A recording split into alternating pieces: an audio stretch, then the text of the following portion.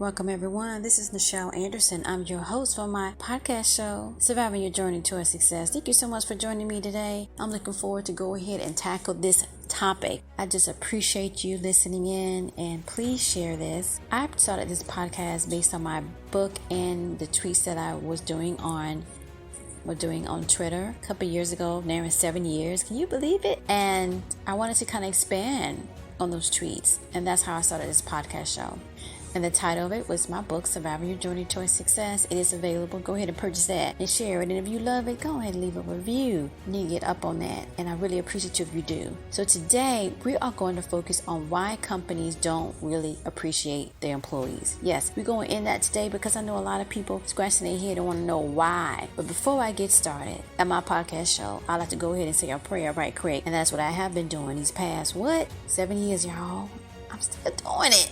So, welcome my survivors of the journey to my podcast that aims to inspire and motivate you. And I'm going to do a side note. You know why? Because you deserve it. All right? That you will continue to have joyfulness in your heart, peace of mind, and for your sustained success. We want to keep that success. We want to hold on to it. We want to appreciate it. Okay?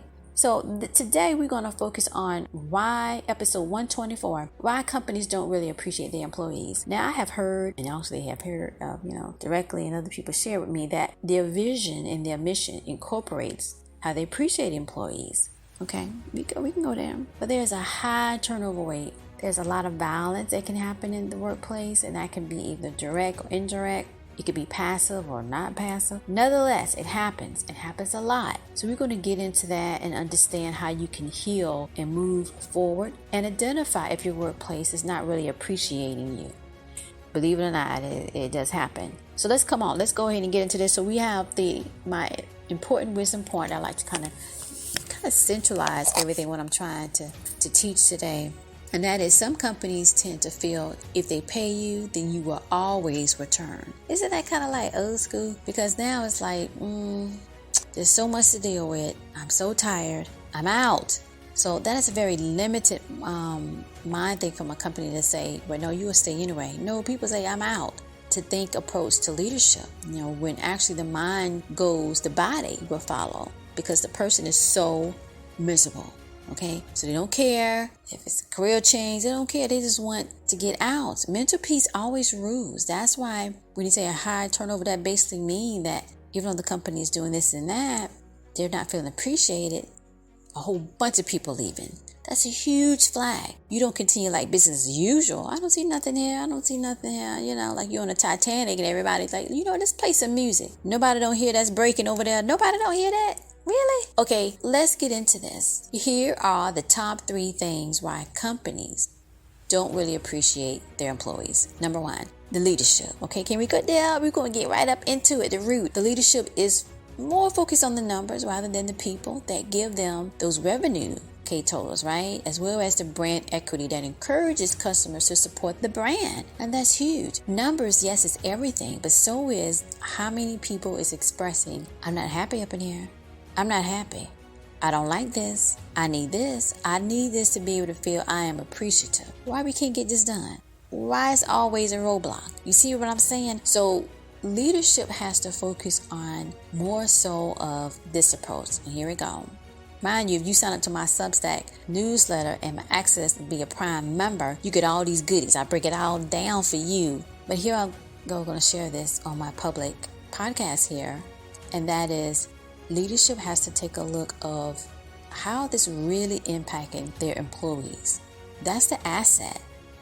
And what can they do? And surveys are great. Feedback is great. But sometimes you just have to do old school. I'm going to go ahead and take y'all out to lunch. Or better yet, let's just have an hour. We're just having a meetup and we're talking about some of the roadblocks. And to be honest of what you're willing to change. If you don't, that kind of set the seed going further, and that's why people leave. When a company has a high turnover, it's a huge red flag, as I said before. And if they don't fix it, it continues. And I don't care what the company said, big, small, medium, it takes a long time to hire someone, particularly now, and sustain them in that job. Okay, so you got the bottom just falling out. Is very difficult and very expensive. So now we move to number 2 of the top things why companies don't really appreciate their employees. I'm going to go there, y'all. I'm going to go there. Middle management. Come on. They don't have the real power. They basically taking the directive or leadership cues of what needs to be, everything. They're just managing the resources. Resources can be AKA workers, but also it can be other things, other tools, stuff like that, processes. But it's really from the decision from the senior leadership. And also, let me jump on the senior leadership, where I really did on number 1. Do not give all of your power to middle management. You don't do it. You have to have some type of accountability and a measure in place, like an auditor, to make sure what you're saying for them to follow. To me, middle management is basically following the directive and the order of the senior leadership. Now, they can make decisions. Okay, you need to move this over to the left.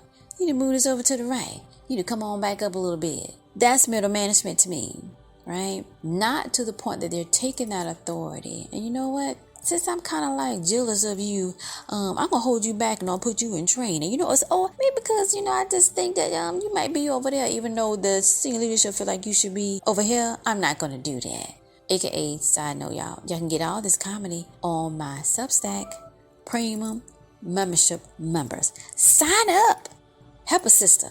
Okay? Back to this. Middle management, not to say they can't lead or whatever, but to me, they basically managing the resources based on the directive above. But for the most part, they take that power and they run with it. And if there's no accountability, do you have good workers coming on the platform and you have very either corrupt or management that is not really adequate to lead? It's basically, to me, an up level from a team lead or what have you. So you want to be able to make sure that your middle management, are understanding the basic empathetic perspective of employees. Because they really, for the most part, wants to move up. They don't really give a damn. They don't really care, right? And some do, most don't. And so you have to be able to put in place that you are evaluating that and monitoring it. They're following the directive and talking. That's what number 1 comes in. You're actually going to talk to the employees. Not, go ahead and give me a survey and I'm going to look at this, look at the numbers. And maybe you really honest going to do that. But it's not the same thing where you're actually having a meeting and you either looking at them or what have you, or you're having a conversation and they're talking about things that are hindrance to them. And you make an effort to listen and go to your middle management and say, get it done. And they're actually doing it. So it's about accountability. Not, it's a disconnect and they're running around rampant with all the so-called power. And they need to not neglect and ignore the courage of the discrepancy of employees. It says this not working, that not working, because it might hurt their feelings because maybe they came up with an idea in the big senior leadership meeting and they want to still keep their program going. That's fine if it's all about you, but it's not. A team is everybody is together working, and some things might not work how it should, or maybe an idea or a process might not be all good for everybody. That's the compromise that we're getting in middle management. And most of them want to hurry up and move up, and most of them just want the power, and the little power that they do get, they abuse it.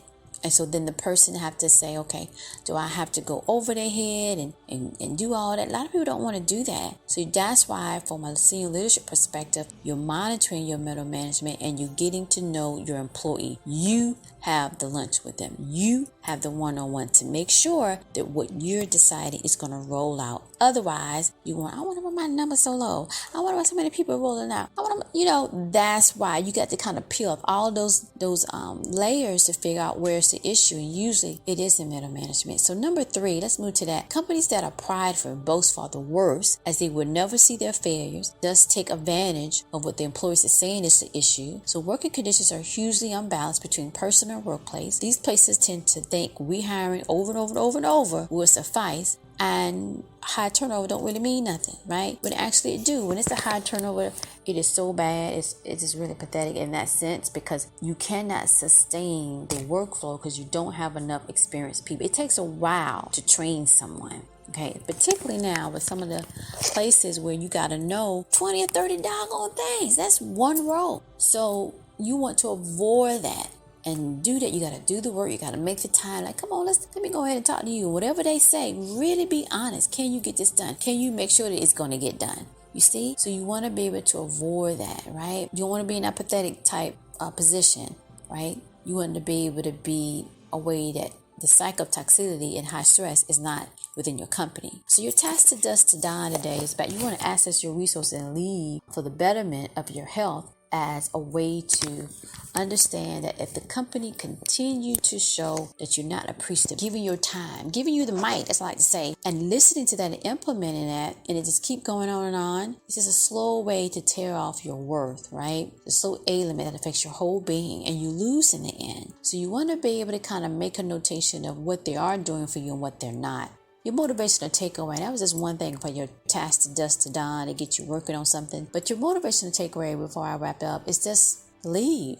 When they do things in the sense that you basically presenting to them, this is not working, it's very restrictive. They're busy worrying about, oh, I saw you about 1 minute this, and oh, I heard that you didn't get this. All of that craziness is not appreciate that you're showing up every day, you're doing the best you can, you're working with the customers, and sometimes it's as hard as I don't know what. You're doing all that, and you can't even hear, I thank you. You know what? Don't worry about it. You know what? Go ahead and take an extra part of your lunch.